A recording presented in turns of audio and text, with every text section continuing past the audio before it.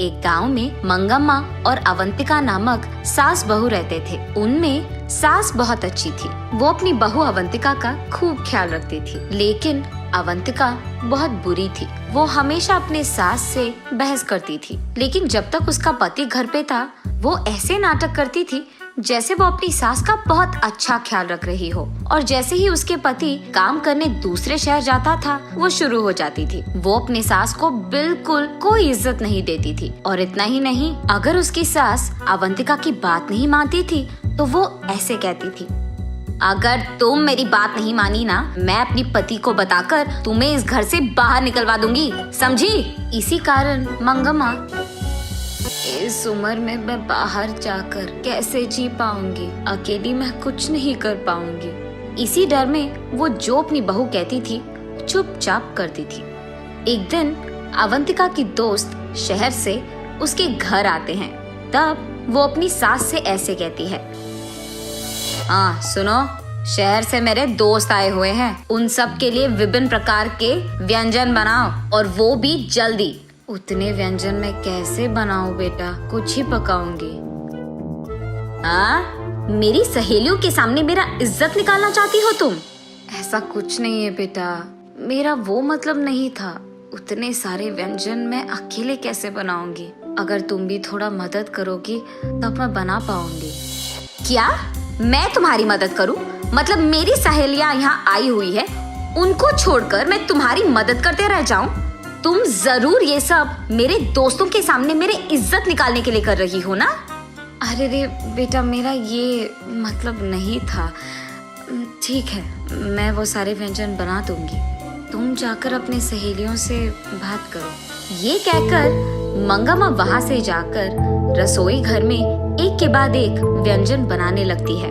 और यहाँ अवंतिका उसके सहेलियों के सामने, देखा तुम लोगों ने, मैं मेरे सास को मेरे काबू में रखती हूँ। मेरी सास तो मेरे सामने अपना मुंह भी खोलती नहीं है, मैं जो बोलूँ वही सुनती है, एकदम कुत्ते की तरह।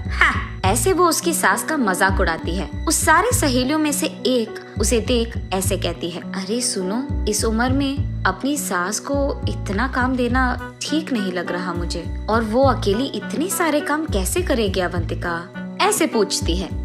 तो चुप कर, अगर हम ऐसे नहीं रहेंगे ना तो ये सब हमारी सास ना हमारा फायदा उठाएंगी, हमें उनके काबू में कर लेंगे और उनका कहना हमें मानना होगा।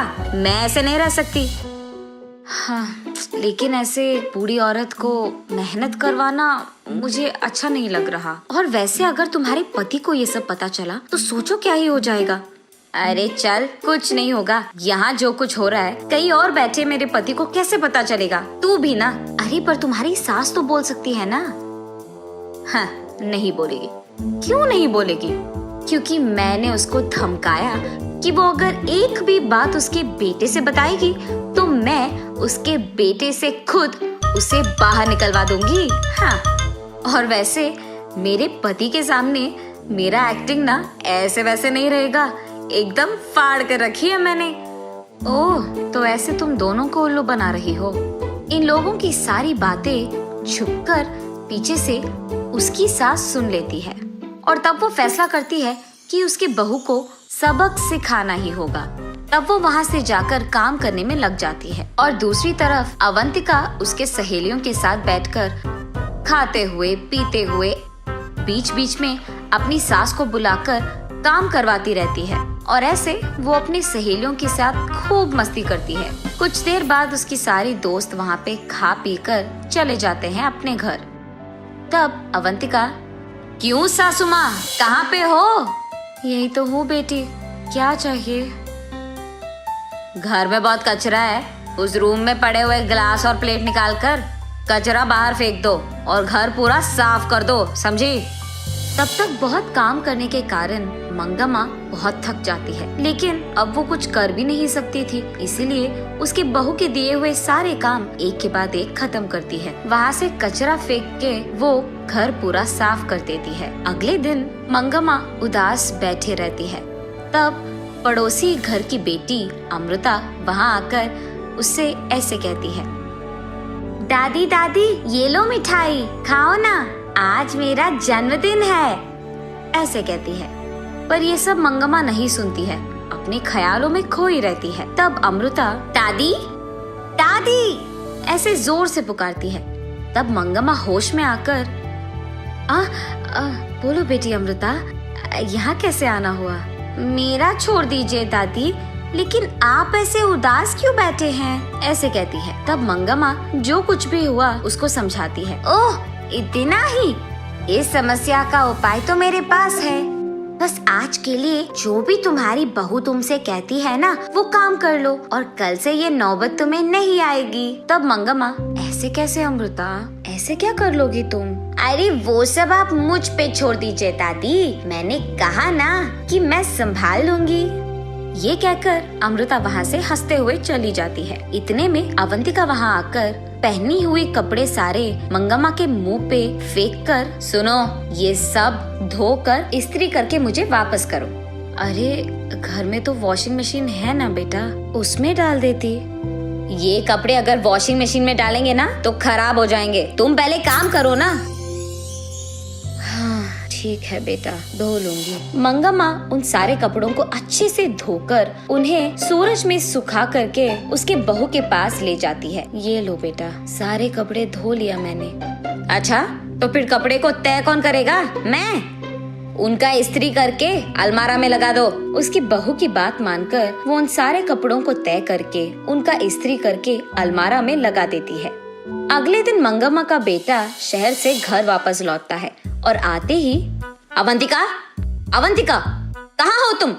ऐसे जोर से चिल्लाता है। अचानक उसके पति का आवाज सुनकर अवंतिका डर के मारे भागते हुए रसोई घर में जाकर वहाँ खाना पका रही उसकी सास से ऐसे कहती है, सासू माँ, आप बाहर जाकर आराम कीजिए, खाना मैं बना दूंगी। ऐसे वो मंगम्मा को बाहर भिजाकर हाथ में चम्मच लिए ऐसे नाटक करती है जैसे वो पूरा काम कर रही है। ऐसे ही वो बाहर आकर, क्या हुआ जी, आप एक भी बात बताए बिना घर आ गए?